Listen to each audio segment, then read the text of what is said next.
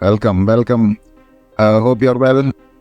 So thank you, Alex, for doing this with me. Appreciate it. So welcome everyone, whoever is joining. I think there are four or five of us. One of them is my mother, so it's okay. So yeah, it's good. I mean, so what we're trying to do here is to have a discussion about life in general.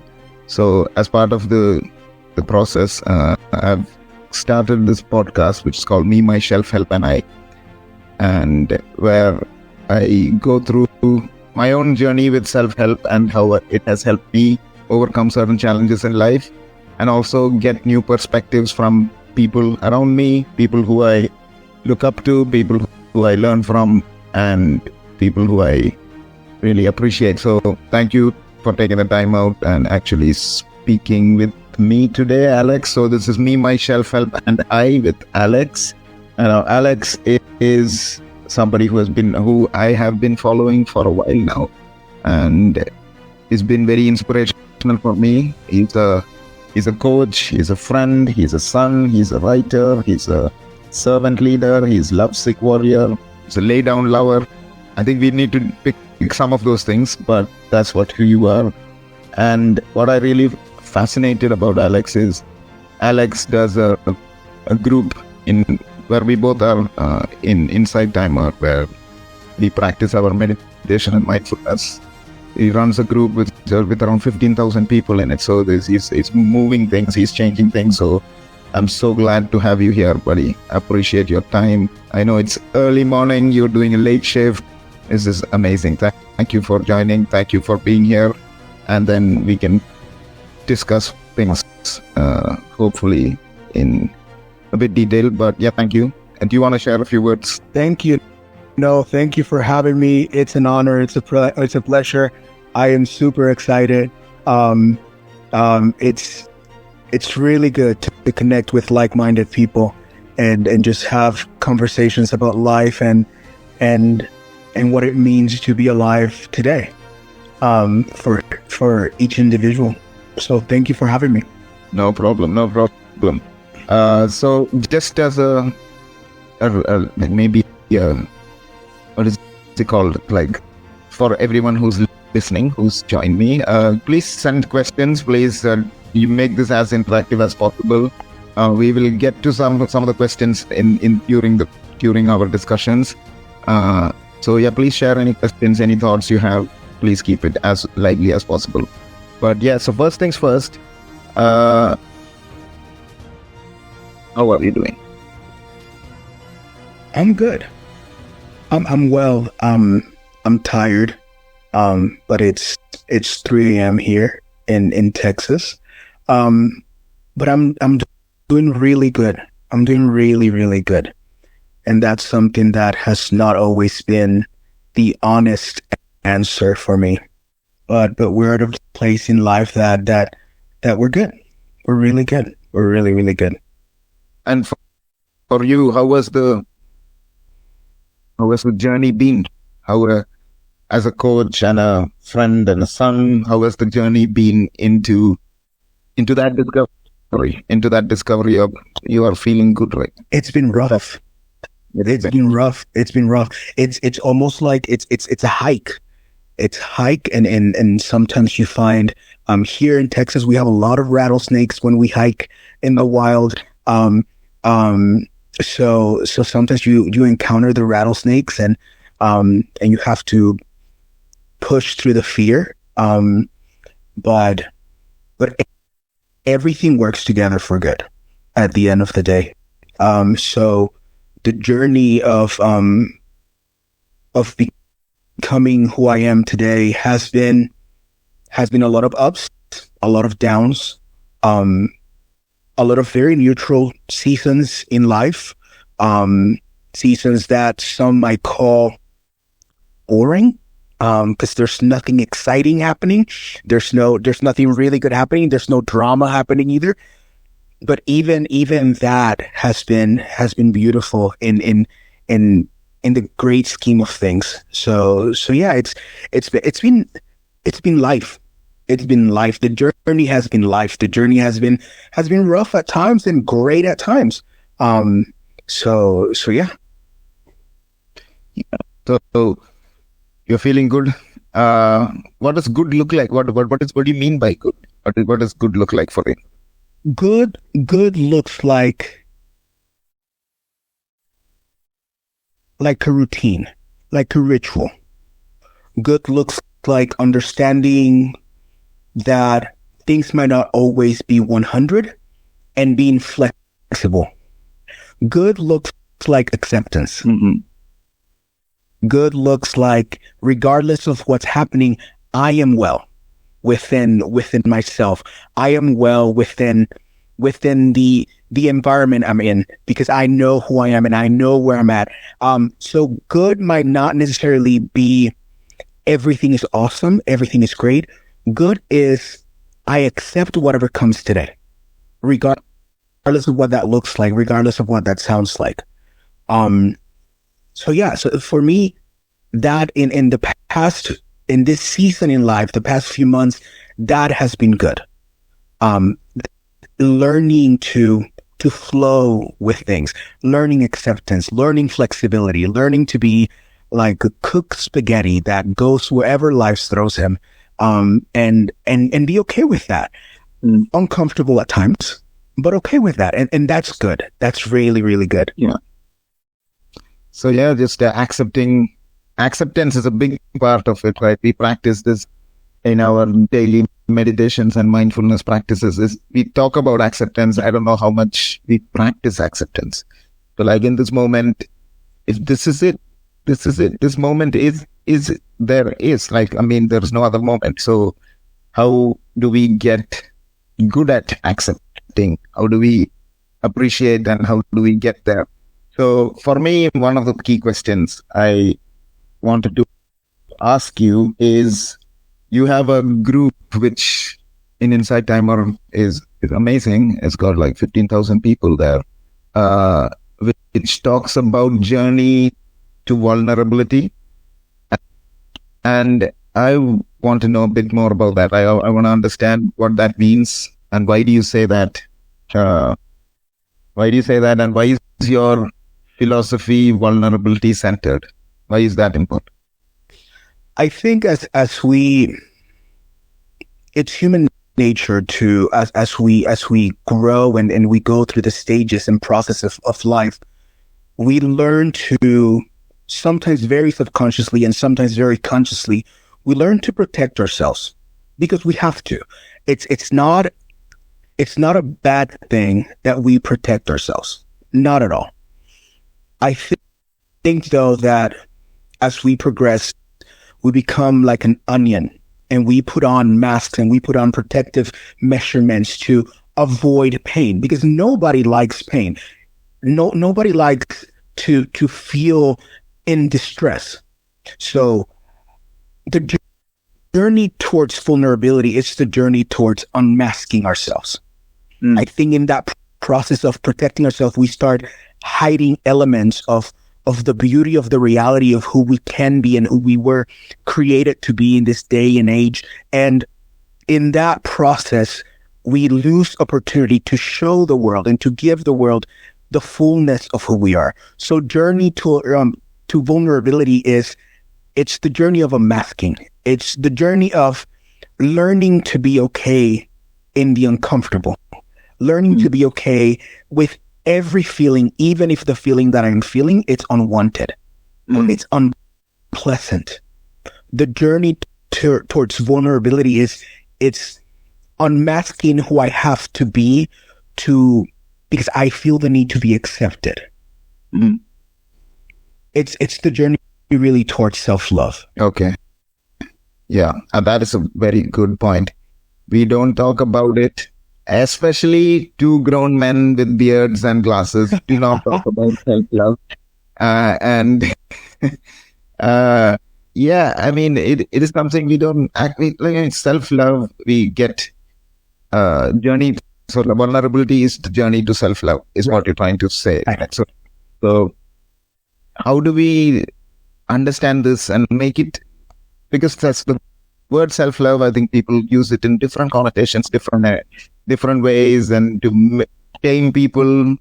They use it to make fun of people and things like that. And how do we change that narrative? How do we say, like, this is not about that? It is more about accepting who you are. Full stop. Doesn't matter what you are to outside people. That's kind of question. So it's mindfulness. The way I've learned to describe mindfulness is it's a self-discovery journey. It's learning to love those discovery and extending the same grace to those around me. Mindfulness to me has been the journey towards self, the unmasking of self, being aware of me, and in that discovering the good and the not so good. And that way, once I learn to love all aspects of that, once I learn to accept all aspects of that, then I can extend the same grace towards those around me. So the journey towards self-love, it's the journey towards mindfulness and towards awareness and towards acceptance. I know especially for us as minority men, the word love has a sometimes a weak connotation. We don't say I love you much. We express it, but to use the word love, sometimes we get a little it's a little it's not, it's too girly, it's too it's not masculine enough.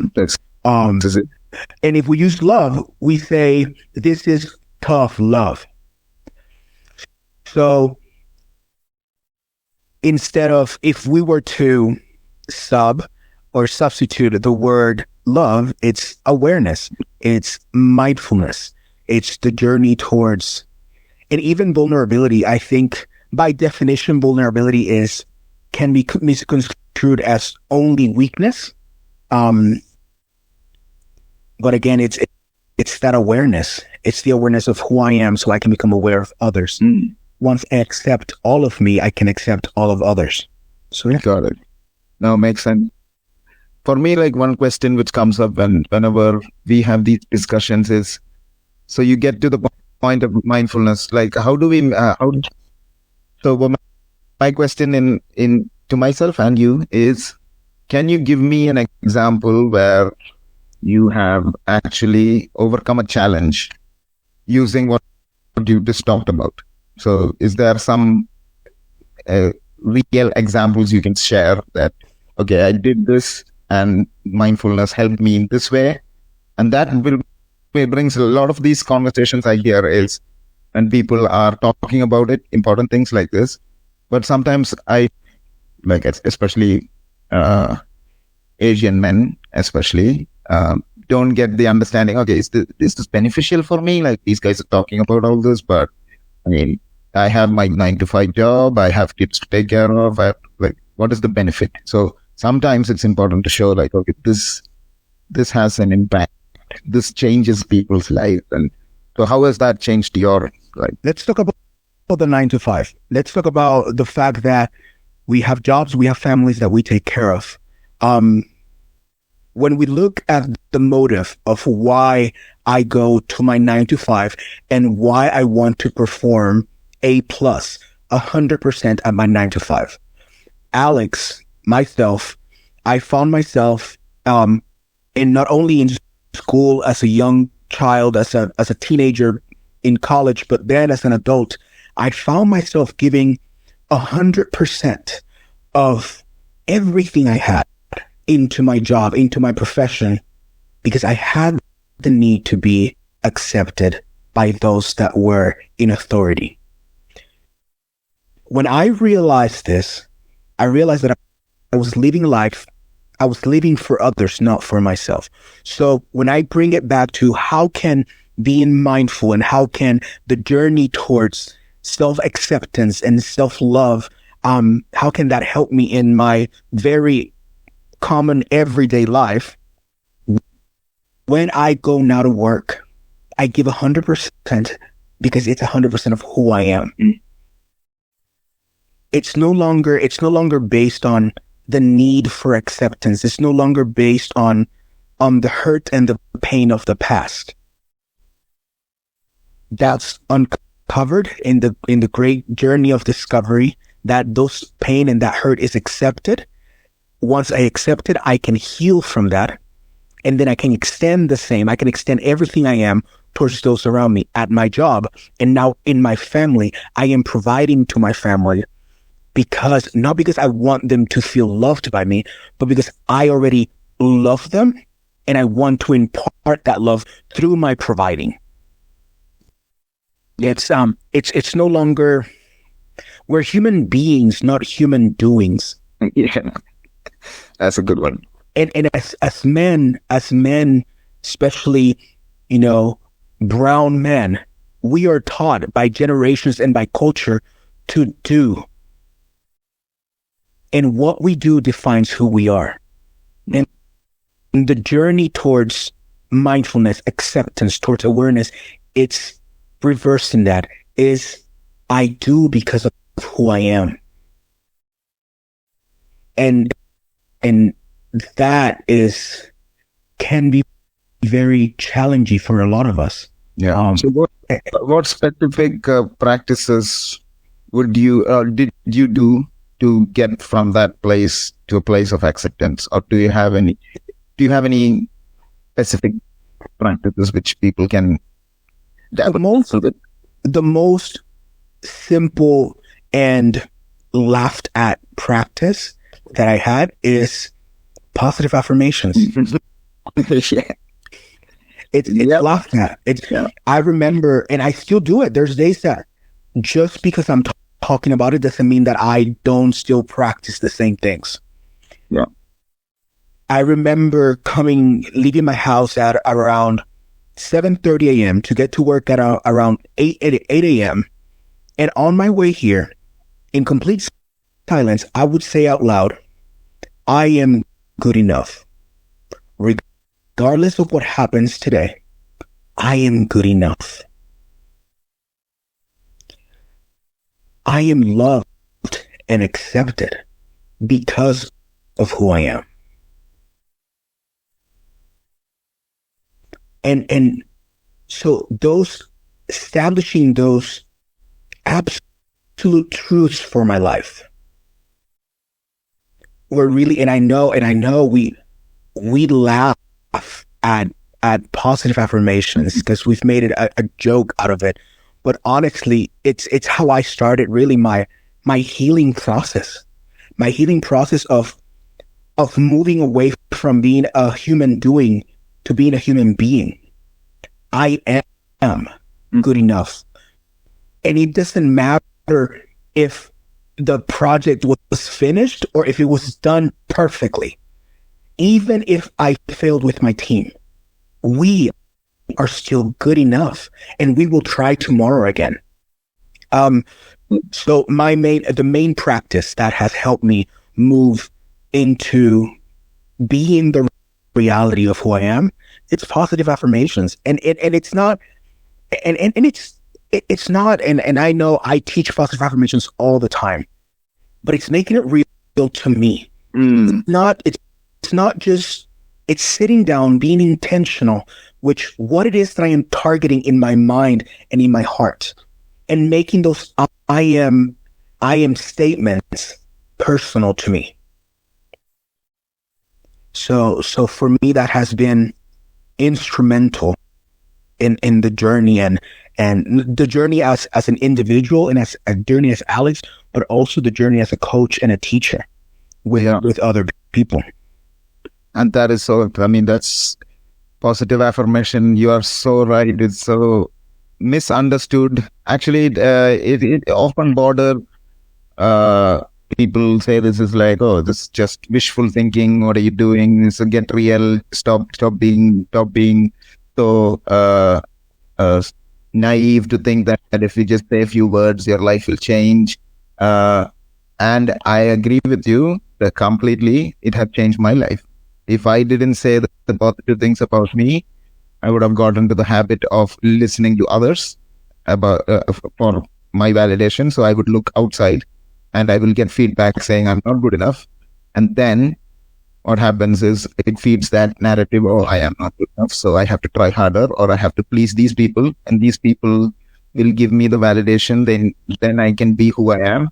And this positive affirmations, even a simple thing, as you said, I am good enough, actually it is enough for some people to actually break that mold of seeking validation elsewhere. And this is so true for us, especially in societies where we are so identity focused. So if you are a certain role in your life, if you are a father, son, I'm talking for myself really. So I'm not a father, I'm a son. I have like a friendships and things like that. These are the things which I hold dear. And if those get challenged, I don't have internal compass or voice just says, okay, this is it's okay to be. It's okay to be this. It's okay to be good enough. It's okay to be enough. Not even good enough. That's okay to be enough. Like just being here is enough. And if I didn't practice positive affirmations, if I didn't talk to myself in a kinder way, I would have probably not be speaking to you. And definitely not. And the thing is, we're constantly talking to ourselves about ourselves.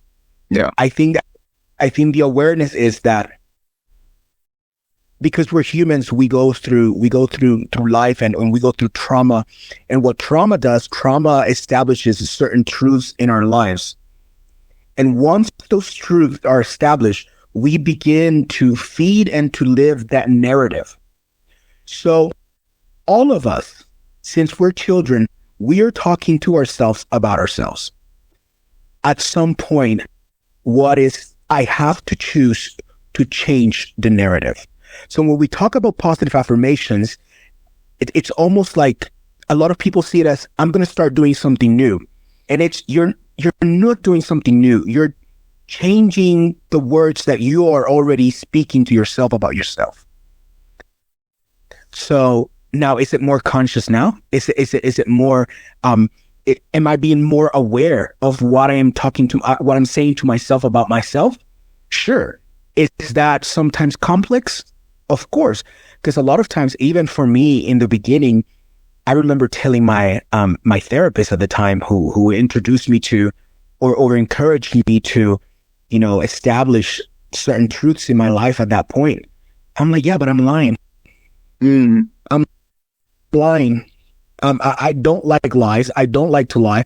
And saying that I am good enough, it's a lie because I am not good enough because I don't feel good enough. The thing. And I remember coming to the realization that just because, and this completely transformed my perspective. I remember where I heard this or when I read it, and I wish I had it, but someone once said, just because it is true doesn't mean that it is real. Yeah. Your truth does not have to be your reality. Yeah. And I said, okay, so the truth is that I don't feel good enough, but the reality is that I am. So I choose to focus on my reality. Yeah. So it's positive affirmations. I know people see it as whatever. But it's just you're doing it anyways. You're constantly talking to yourself about yourself. Yeah. And I can assure you, because it is human nature, that most times it is negative, especially Absolutely. men. Especially for men. Definitely. I cannot agree more. So right now, I will give you a little glimpse into what I'm thinking, just to paint the picture. While you were speaking, my mind was going, oh, there is only 5 people looking at this. What am I doing? I am a failure. This podcast will not be amazing. This is rubbish. Nobody will listen to this. nobody cares about me, is exactly my narrative, which were happening. And without positive affirmations, I would have probably agreed with all of that. I would have been like, yeah, that's true. Look at this. Look at this. Yeah, this is not, yeah. Nobody is engaged. No, this all pointless. But now I understand I have given myself permission to do this. I have accepted myself. And yes, if people love it, they love it. If people hate it, they hate it. I cannot do anything about it. What I can do is have a wonderful conversation with you. So my positive affirmation is, it is okay. I'm here. Let's do this. And that narrative only came after practice. This is my point, is these things, because we are so encouraged to think negatively about everything. Like, when was the last time you heard something positive only? So usually what people do is feedback is, yeah, Nikhil, you did a great job, but Nikhil, you are amazing, but I get it. Yes, people want to show that they know stuff and like they want to be like solution, but sometimes it's good enough to just say, Nikhil, you're okay. Right. You're okay. It's okay. That's so much more interesting feedback, because people want specific. They want tiny little improvements here and there. For what? Maybe there is a need in like a project, when you are doing a project-based work. So if you are building a bridge, yes, you got to get into the detail. You can't be just like positive affirmations in the bridge forms. No, you have to take action, etc. And you might need feedback constructively. And what my point is, when we are talking about healing journeys, transformation, this voice of the negativity bias is part of our life.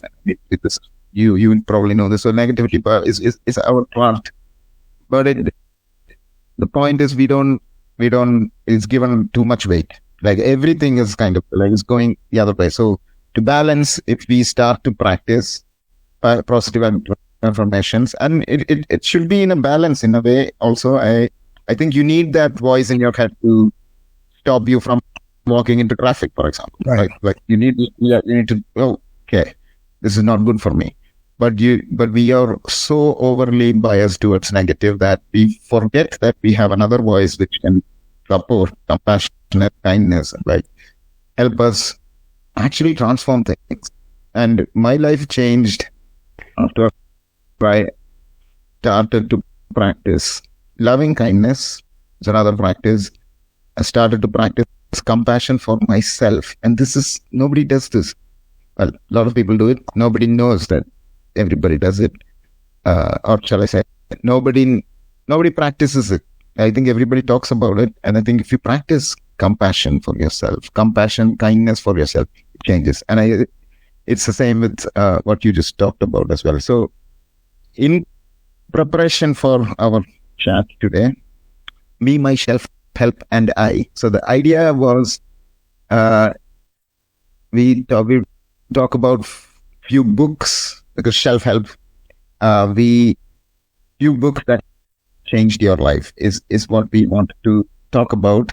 So I know you sent me 5 books. I've got a few questions. So we're talking about love. So let's go straight into the first book you mentioned, which was the 5 Love Languages. Yeah. And how did that affect you? How did that change you? How did that help you? So I was 17, 18 years old, I believe 17, when I first discovered the book. How did I get to it? I don't remember. But I read it and I was like, okay, this is interesting. And the 5 love languages are physical touch, giving gifts, quality time, words of affirmation, and acts of kindness. And the book encourages you to find your love languages. And I was at a point in my life that I hated my dad. I hated my father, my biological dad, because not only because he was absent, but because every time he was around, I had the best of the best. I come from a small island in the Caribbean. I was one of the first people in the island to have a razor phone, the skinny flip phone. And I was young. I was maybe 9 years old. And I had the best PlayStation that was in the market, the best shoes.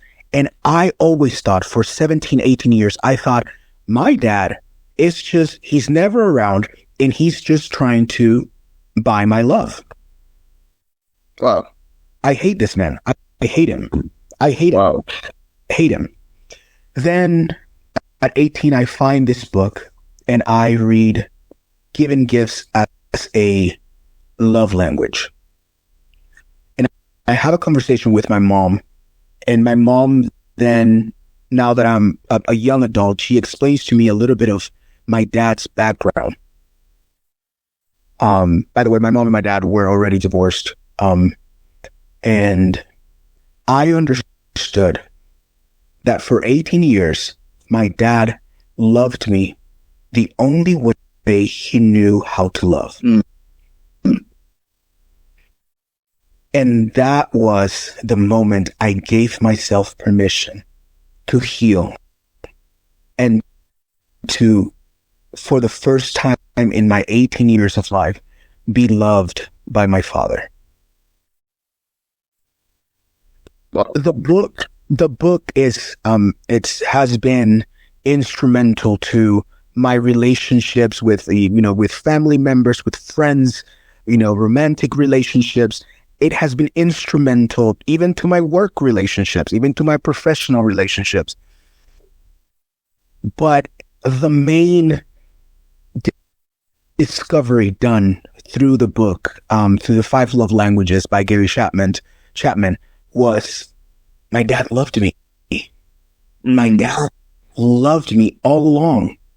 He wasn't trying to buy my love. My dad comes from a background, and that is his story to tell.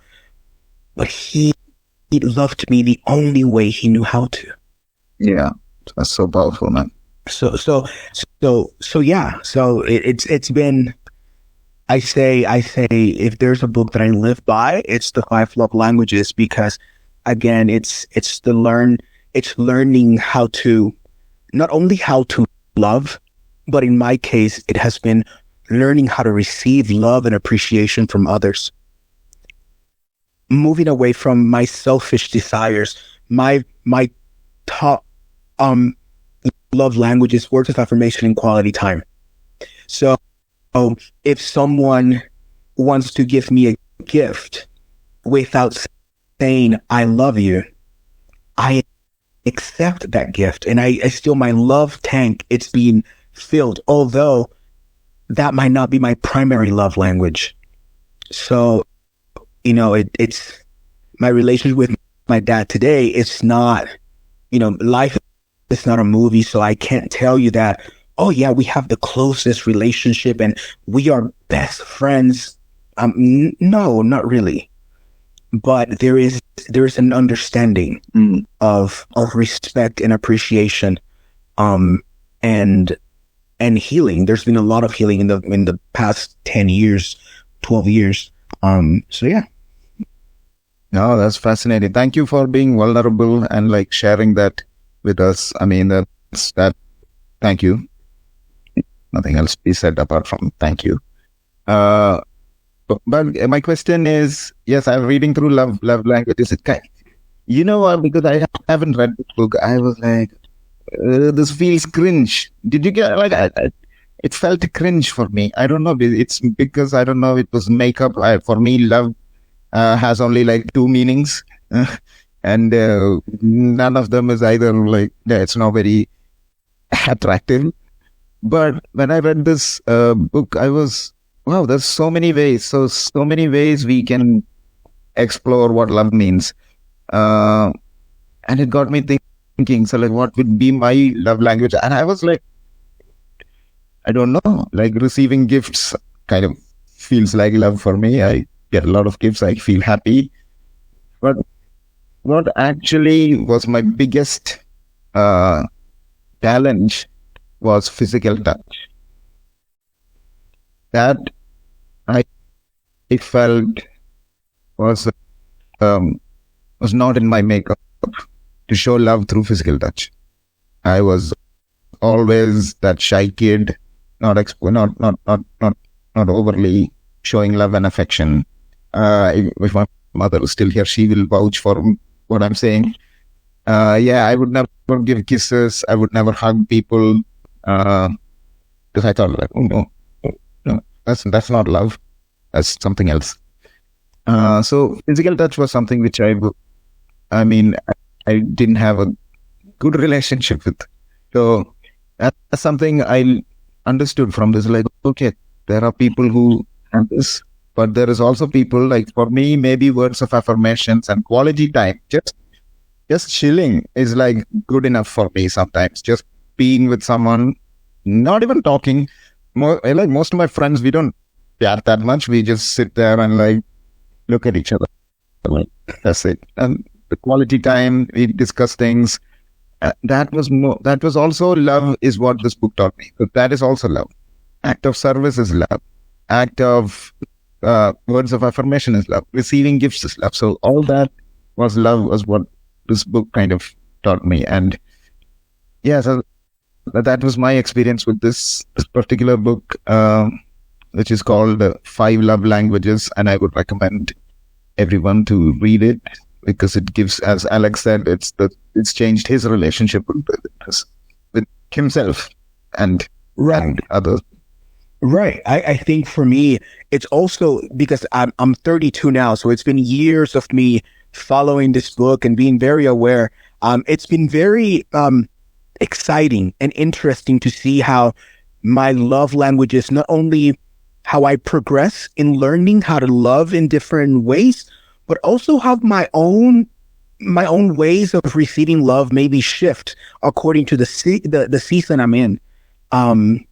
As when I was younger, physical touch was very natural to me. Was very natural. And then as I grew older and became a man, and things are just more serious, right? So that shifted for me. But my mother, whom I am really close to, my mother's primary love language is physical touch. The woman wants to be close to you, and she wants to hug you, and she wants to kiss you, and she wants to be, she wants to watch a movie with you, and she wants to be this close to you. And it is hot because we live in the desert, and it is the summer right now. And for me as a son, I've had to compromise. Not only in saying, okay, mom, I love you, but this is too much space, but also in allowing myself to be in the moment and understand that for me to say, mom, separate yourself, is for me to tell my mom, don't love me the way you know how to love me. So it's this awkward, it is cringe. And it's this awkward dance of okay, so where are we? Where's the boundary? Where am I comfortable? Where are you comfortable? Where do we compromise? And where do we? It is cringe, especially as adult men, because the reality is that in a healthy society, these things should have been taught to us from childhood. Yeah, and it did all these things that we're talking about, and we are unlearning or learning as adults should be the norm, but it's not. Therefore, now that we're adults and now that we are aware of certain things, we start to heal, we start to unlearn certain things, and we start to learn new things. And yeah, it is an awkward dance. Relationship with self and with others, it's always an awkward dance, because even with self, you're always trying to figure out your own boundaries and trying to see what I feel comfortable. How do I learn to love someone else's way or speak someone else's love language without it being performative and it being genuine, but also having to move out of my own self-comfort zone because I understand that this person might need my words of affirmation. Yeah. Because that's just the way they receive love. So yeah, it can be cringe, and it can be this awkward dance of figuring things out. And that's beautiful. Mm. That is beautiful. That process of figuring things out, it's beautiful the way it is. Yeah. And now, but like when you're saying about the boundaries, you also said there's another book which changed your life. It's called Boundaries by Cloud and Townsend. Yeah. So, and what was specific about that book which helped you? That's funny. That's funny that I mentioned the boundaries and mom, because the book, you know, I grew up in a single parent household with my mom, and in the beginning of the book, Dr. Townsend explains that children believe they're omnipotent, that if they're really good, and I think this is the way he explained it, and I'm trying to quote, if the child believes that if he or she is really good, the sun shines. Or if he or she is naughty, it rains. Oh, okay. And the same thing happens with the child and parents. If I'm good, mom or dad, or mom and dad are happy. If I'm bad or naughty, mom and dad are angry or sad. As a 4 or 5 year old, we went through three deaths in our family in less than a year. My sister, my aunt, and my stepdad.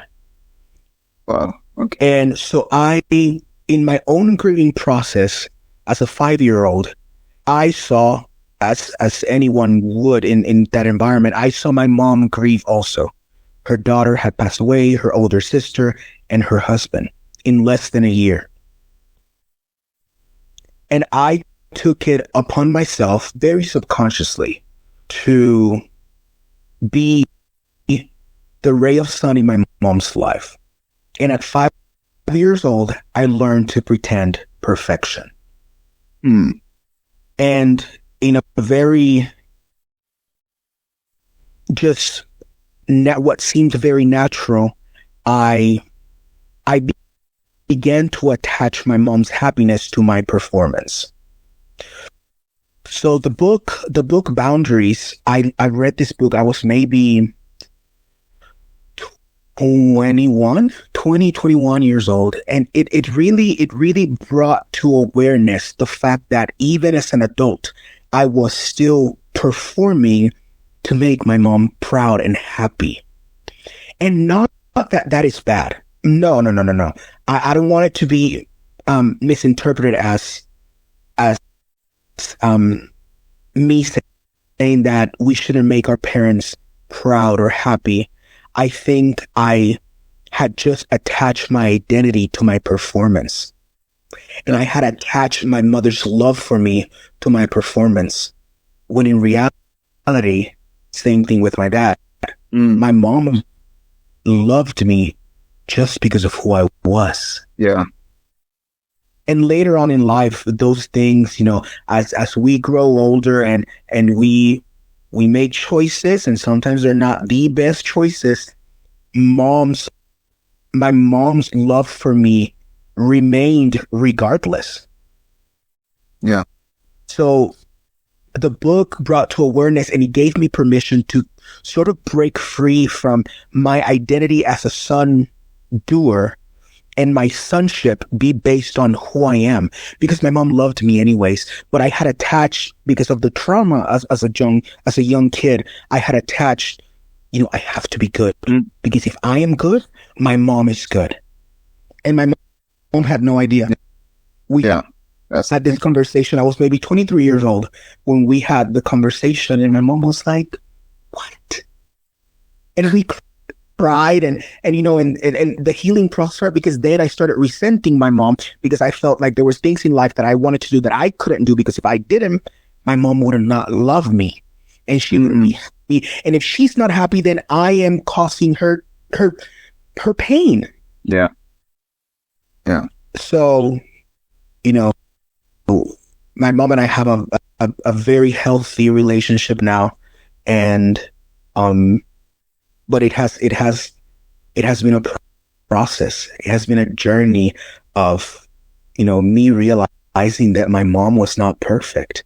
I had based my identity because I didn't have my dad to sort of mold myself after him.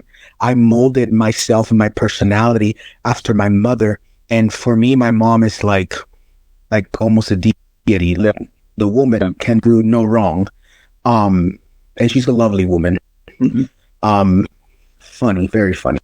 And I remember the moment being early 20s, the moment I realized that my mom was human, my identity crumbled. It's Wow. What? The woman has feelings. Yeah. The woman has made mistakes. Yes. And the book Boundaries gave me the freedom to break certain beliefs that I had. Yeah. And I mean, and it's so much more. The book it's a long book, but the main impact it has was that with mom, and was giving me the freedom to be myself because I am loved regardless of my performance. Yeah. And thank God, I know that for a lot of people that is not true. I know the truth. I know for a lot of people, parents have based their expression of love based on performance. Yeah. But I am blessed enough to not have that experience. Yeah. Yeah. So yeah. No, That's about it. I mean, I'm like literally goosebumps. You can't see it because I'm wearing glass, but I mean, this is hitting home for me because a lot of things you say was part of my journey. It's part of what I'm experiencing. Relationships, boundaries. I think the importance of boundaries. Like we create these boundaries, imagined boundaries, not just for ourselves. We create a boundary for the other person. So, for example, if like you said, your mom was a deity for you, like somebody you cannot approach like there.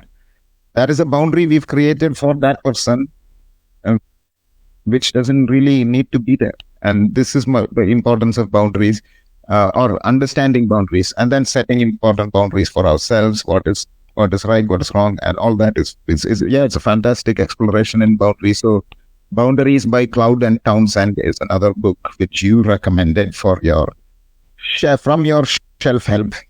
The other one, from the other one, the other one which is very surprising for me is the Boy, the Mole, the Fox, and the Horse by Charlie Mackay.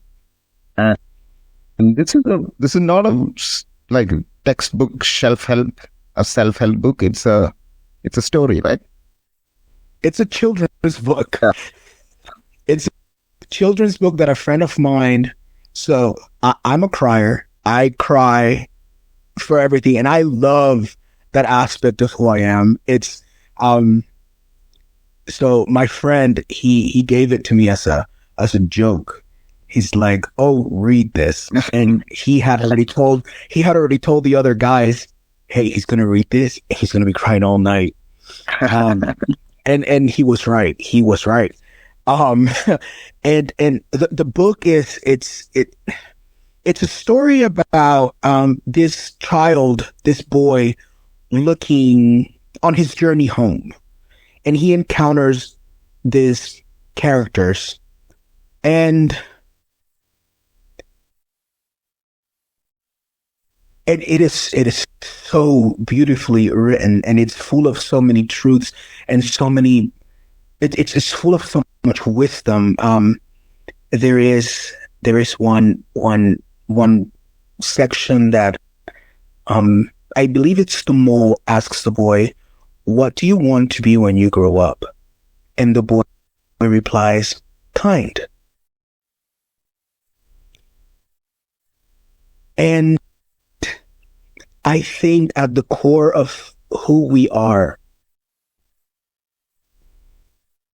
we not only want to be accepted, we don't want to only be loved. We want to extend. I think it's human nature to want to extend that towards others. And the book I recently read it again. I read it. It's on my nightstand. I read it whenever I need either a good cry or whenever I need an infusion of wisdom. And you know, and the book, it's this journey of relationship with others. It's going back to loving. There's this one part that the mole, all four of them are together, and the mole says, sometimes, and this is so relatable for men specifically. The mole says, sometimes I want to say I love you all, but instead I said, I'm glad we're all here. Oh, wow. And when I first read this book, I was at a journey of discovering connection and discovering friendship, because of traumas of the past. I had not been able, I knew a lot of people and I had made connection with a lot of people, but I felt like I didn't have friends. I felt like I didn't have deep rooted connections, and I was yearning for this, and I was in the process of learning how to establish those. And again, that awkward dance of how am I now an adult? In the same way, as a child, I should have learned how to make friends, but now I'm 20, in my early 20s, and I'm now learning how to make friends. And the book really helped me explore the beauty of connecting with others that are from a different tribe, from a different walk of life. And again, it all comes, my books, I was going through them, and my books all go back to love. Yes. That's beautiful. That is so beautiful. But You said that's beautiful. That's but it's how can we come together and love one another and break the boundaries of what society says that love needs to look like. And yeah, the boy, the mole, the fox, and the horse. It's one of those books that there is wisdom for whatever it is that you're going through in life. There's that one liner that will touch you and will just speak to you in that moment. And it's a beautiful journey of, I'm not going to spoil it, but of understanding that the connections we make, not only help us become a better version of ourselves, but blessings might come in different packages and in different forms. yeah. The book, there's a little extract of the book that talks about anger and how you can connect with someone who might be not the nicest person towards you, and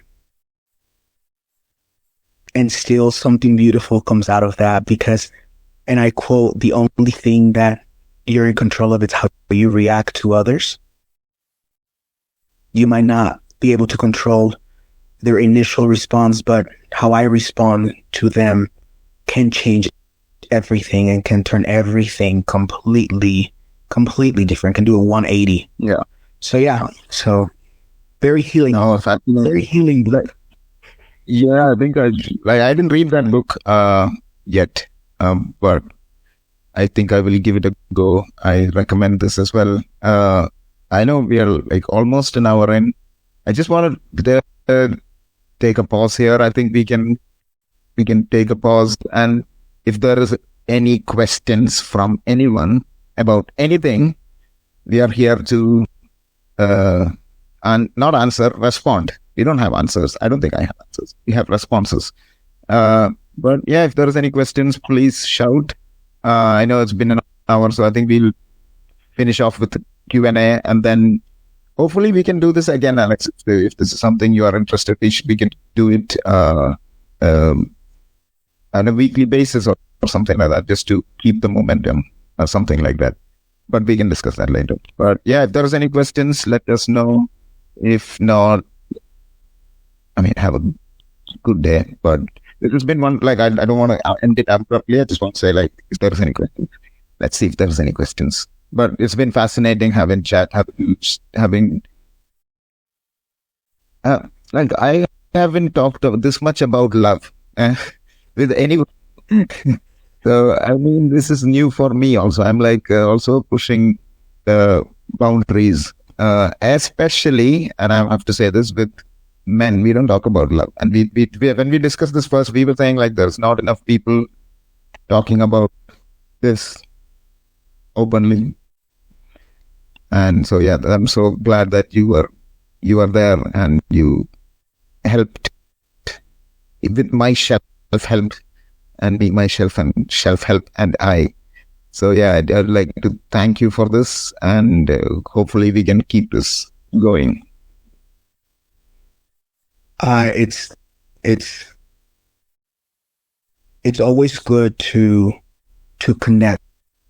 I think sometimes we go through life, especially as teachers and as mentors and coaches, we go through life and we're working in our own journey and helping others work in their journey. But it's always good to pause, and even if for an hour, and process and review and remember different truths and different realities. I think our truth and reality are so different because we're human and we're different individuals, but always looking for the golden thread that puts it and binds it all together.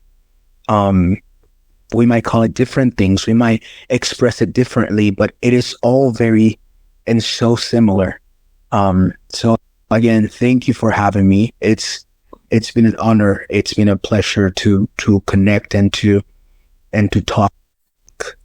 And I'm surprised I didn't cry, because I talk about mother and I talk about love and the tear works. I did cry a lot this morning. Because I saw the movie, the boy, the mole, the fox and the horse. It's now a movie, an animated movie on Apple TV, and I had not seen it, and I saw it this morning, and it was like, it was intense. Okay. But I'm proud, and it was beautiful. But thank you for having me, and thank you for giving me the opportunity to talk and to just be here, present. Thank you very much. No problem. Thanks, Alex. Yeah. So this has been me, my self-help, and I with Alex. So hopefully we'll come back with more of these conversations. Yeah. Yes. And let's keep practicing, keep moving, keep changing. I mean, keep loving, keep the peace. I mean, we need peace at this moment in time, I think, more so than any other time. Yes, sir. But yeah. All right. I think we can call it day or night for you. I mean, early morning. Yeah, it's been fascinating chatting with you. I'll catch up with you later. Yes, sir. Thank you. Cheers, man. Cheers. Bye.